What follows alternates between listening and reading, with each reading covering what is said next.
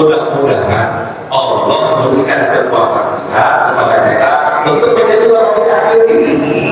Ya, mudah-mudahan. Tapi paling tidak kita harus mampu mengeluarkan atau meraih kepada tingkat yang lebih tinggi lagi, yaitu warahmatullahi sholihin. Apa itu warahmatullahi sholihin? Mereka yang mampu meninggalkan subhat. Nah, kata subhat, subhat itu nggak jelas itu haram atau halal.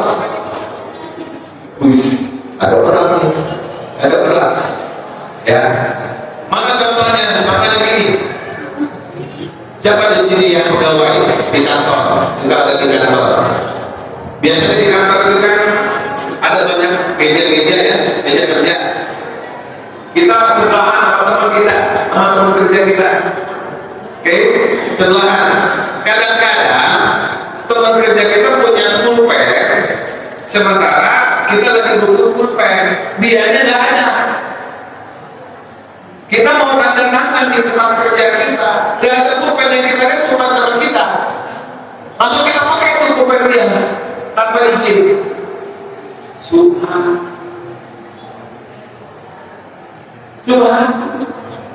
Kita anggap biasa aja, tapi sesungguhnya kita mau wudu, tempat wudunya agak jauh, pakai sendal. Kita sendal kita bagus, nggak boleh kena air. Ada sendal jepit swallow, anti air itu mah. Kita pakai aja itu punya siapa kayak pokoknya kita pakai. Kita enak aja itu pakai tuh. Padahal itu punya orang lain. No, orang itu begitu Pak. Yang begitu tuh ditinggalin sama beliau. Gak apa-apa walaupun setelah saya harus basah, setelah saya harus rusak, tetap pakai punya saya. Karena itu milik saya. Daripada saya harus ambil punya orang lain, sementara itu milik orang lain, saya yang izin sama orang lain itu. Jangan harus begini. Oh, meja sendalnya ya, tidak begini. Ini sudah sendiri. Itu perkara semua. Nah, warahmatullahi sholihin itu Pak, meninggalkan hal seperti itu. Bisa begitu? Insya Allah bisa begitu deh Pak, kalau kalbu kita selalu terhubung dengan kalau kalbu kita nggak terhubung dengan Allah, diterapkan sama kita Pak. Ya, lagi nggak dikira kopi, diterapkan sama kita. Dari teman kita ini sama-sama jamaah Ibadah KKM di sini aman, halal. Gitu ya. Nah, warahmatullahi sholihin itu yang bisa begitu Pak. Amin, insya Allah. Ya. Nah, bisa begitu kan itu. Lakul jalalah di dalam kolomnya itu senantiasa tidak pernah putus. Kita mah putus terus. Ya, nyambung. Harusnya putus sambungin, betul kan? Zikir terus. Ya, nggak apa-apa deh, sama juga lagi belajar, ya kan? Kita pun nggak langsung jadi, maaf, nggak usah ngomong kita, karena mursyid kita pun sebelumnya kan jadi santri juga, jadi murid juga. Beliau pun berproses, gitu kan? Ya, maka kita pun jangan berkecilan. Tetap itibar saja kepada beliau, ya, insyaallah. Oke, selanjutnya orang bertakir. Ya, apa orang bertakir? Nah, ini lebih sulit lagi, Pak. Mereka mampu meninggalkan hal yang mubah, hal yang boleh aja nggak boleh dilakukan, karena mempertimbangkan akan timbul kesalahan di lain hari. Ya, jadi mereka berprinsip menghindari 9 dari 10 kesalahan. Khawatir terjatuh dalam kesalahan, meskipun mereka belum lihat kesalahannya macam apa nanti.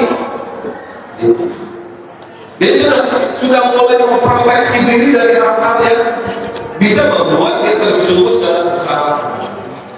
bahkan dalam sebuah tarekat ada yang berprinsip begini, ya, dari makannya ceritanya. Ketika dia ada keinginan untuk mengambil makanan yang dia inginkan, itu gak diambil lah, karena ada kertas. Ambil itu, ambil.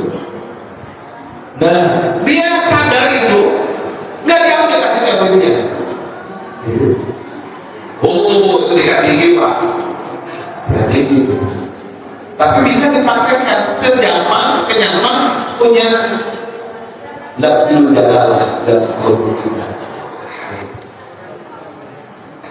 Karena orang yang ditakdirkan oleh Allah dalam berbuat baik, itu selalu dituntut oleh Allah untuk selalu berbuat baik, Pak. Ketika dia ada proses untuk tiba-tiba berbuat salah, pening kepalanya, Pak. Cobain deh, Bapak nih dalam seminggu dikemofi terus, nggak putus-putus, Pak. Praktekin mau berbuat salah, pasti pening duluan. Kenapa? Karena selama ini semua state kita, semua kondisi tubuh kita dalam keadaan selalu ingin berbuat baik. Tapi kemudian tiba-tiba ada keinginan untuk berbuat jahat, maka respon dari tubuh kita menjelaskan, jangan, ini perbuatan salah, jangan kau lakukan. Maka yang terjadi otak kita jadi pusing. Gitu, ya, kayak gitu, Pak. Nah, itu normal. Tapi kemudian tidak menjadi pusing lagi. Kenapa? Karena udah jadi terbiasa.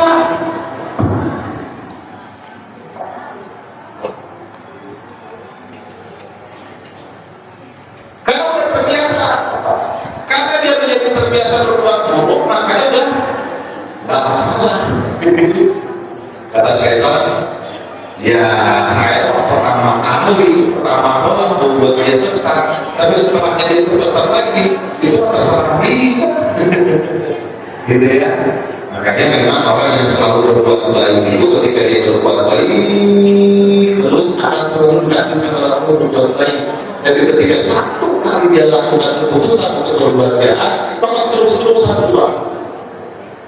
Makanya saya bilang kepada teman-teman yang ajak orang alkin dikir, woi, itu orang yang ajak alkin dikir harus ketegina. Kenapa?